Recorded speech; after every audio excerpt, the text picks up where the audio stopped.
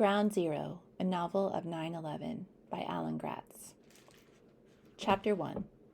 From Brandon's perspective. How we survive. Brandon Chavez was in trouble. He should have been in school this morning, taking his seat by the window and sharing a new skateboarding magazine with his friends. Instead, he sat next to his dad on a crowded subway train, heading from Brooklyn into Manhattan. Brandon wasn't allowed to go to school today. He was suspended. Shoom! Brandon jumped as the train burst from its underground tunnel into the full light of day for its climb to the Manhattan Bridge. It was a bright, blue, clear September morning, and he squinted from the sudden sun. Beside him, his father folded up the newspaper he'd been reading. "Okay, Brandon, when are we going to talk about this?" Brandon didn't want to talk about getting suspended. He hadn't talked during dinner last night, or at breakfast this morning, or while he and his dad had waited for the subway. Now Brandon could feel the silence, like an invisible thing that had squeezed in between them on the seat and was pushing them apart. His dad turned to face him. Leo Chavez wasn't a big man, but he had a stocky chest and strong arms. Brandon thought he would have made a good professional wrestler. There was a quiet power in his dad, and Brandon could feel that power directed at him now. "I get a call at work from your school, and I'm thinking, is Brandon sick? Did he crack his head open again doing stunts on the playground?" His dad said. "But no, they're calling to tell me my son punched another kid in the nose." "He deserved it," Brandon said. All his anger and frustration from yesterday came flooding back as he turned to his father. "Cedric brought these Wolverine gloves to school, like from the X-Men movie, and Stuart Pendleton stole them and wouldn't give them back." "So you punched Stuart in the nose." "He wasn't going to give them back. What was I supposed to do?" Brandon's dad sighed. "I don't know, Brandon. Talk to him? Tell a teacher or something?" Talk to him? You couldn't talk to a bully like Stuart Pendleton. And telling a teacher might have gotten Cedric his gloves back, but Stuart would have just beaten Brandon up later for tattling. "You don't understand," Brandon told his dad. "I understand enough to know that punching him wasn't the answer," his dad said. "And the principal told me that this other boy you were trying to help, his toy got broken in the fight." Brandon brightened. He had a plan to fix that part, at least. But before he could explain, his dad kept talking. "I had to leave work early yesterday, Brandon. You know we can't afford for me to miss any hours. Things are tight enough as they are." Brandon nodded and stared out the train window. That was why he was going into work with his dad this morning. Brandon's father couldn't take a sick day, and there was nobody else to stay home and watch him. The Q train rattled up onto the Manhattan Bridge, and Brandon saw the World Trade Center in the distance. It was hard to miss. The gray, rectangular twin towers stood more than twice as tall as the other skyscrapers around them at the southern end of Manhattan. The two towers were almost identical, except for the huge red and white antenna on the roof of the North Tower. That was where Brandon's dad worked. He was a kitchen manager at a restaurant called Windows on the World at the very top of the North Tower, on the 107th floor. "Brandon, what do we say about us? About you and me?" his dad asked. Brandon gave the answer that had been drilled into him since his mother had died from cancer 5 years ago, when he was only 4. "We're a team," he said. "We're a team," his dad repeated. "That's what we've always said. This is how we survive, right? Together. It's you and me against the world. But you shut me out on this one, and you let down the team." The disappointment in his father's voice was like a punch in the gut, and Brandon felt tears come to his eyes. It hurt way worse than if his dad had just been mad at him. The train went underground again, and the bright blue sky disappeared. After a quick transfer to the R train, Brandon and his dad got off at their stop. They climbed the subway stairs into the underground mall below the World Trade Center Plaza. The mall was already packed by 8:15 a.m., with long breakfast lines at Au Bon Pain and the coffee station. Brandon trailed along behind his dad, lost in his thought.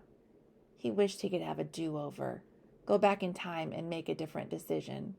But even if he could go back, what would he do differently? Stuart Pendleton deserved to get punched in the nose. "I still don't think I should have been suspended," Brandon told his dad as they cut through the bustling crowd. 5 subway lines and the PATH train from New Jersey all stopped at stations below the mall, and 3 different exits led up to Manhattan streets. "So you think you just get to go around punching people you don't like?" his dad asked. "If they're bullies, yes," Brandon said. They turned left at the Warner Brothers store, with its big statues of Daffy Duck and Bugs Bunny, but he hardly noticed them today. "There are rules, Brandon," his dad said as they headed for the escalators at the far end of the mall. "You punch somebody, you get suspended, no matter why you did it. Your actions have to have consequences. If they didn't, you'd be the bully." Brandon couldn't believe what he was hearing. Him? A bully? "That's what a bully is," his dad said. "Somebody who pushes people around and never gets in trouble for it." Brandon frowned as he and his dad got on the escalator. He wasn't the bully here. Stuart Pendleton was the bully. Brandon suddenly remembered his plan, the one for making things right with Cedric. They hadn't passed the Sam Goody store, but Brandon knew there was one here in the mall. He closed his eyes and went through the layout in his head. Back down to the J. Crew store, then right, past the Hallmark store and the Bath and Body Works. Yes, that's where the Sam Goody was, with its CDs and DVDs and toys. Toys like the Wolverine claws he'd broken. Brandon patted the wad of dollars and change he'd stuffed in the pocket of his jeans before leaving home. While his dad was working in the restaurant at the top of the tower, Brandon would come back downstairs, buy a pair of Wolverine claws for Cedric, and... Whoa! Look out! Brandon turned. A black man in a double-breasted suit with a shaved head and a beard stood behind them on the escalator, trying to juggle a briefcase, a folded-up newspaper, and a cardboard drink holder carrying 3 steaming cups of coffee. He was about to drop at least one thing, if not everything, and the drooping drink holder looked like it was going to be the first to go. Brandon caught the edge of the cardboard tray before it toppled over, and his dad quickly grabbed hold of the briefcase. "Whew, thank you," the businessman said. "That almost turned into a very bad day for all of us." Brandon and his dad helped the man rearrange his things, and they parted ways at the top of the escalator, in the lobby of the North Tower of the World Trade Center. Brandon stood for a second and stared. He'd been here many times before, but the size of the place always surprised him. The lobby was as wide as 4 tractor trailers parked end to end, and so tall you could stack them 3 high and still not hit the ceiling. Up above, there was a wraparound mezzanine where a second floor would have been, leaving the space open and airy. Sunlight bounced off the windows of the smaller buildings across the street and made the North Tower's lobby glow.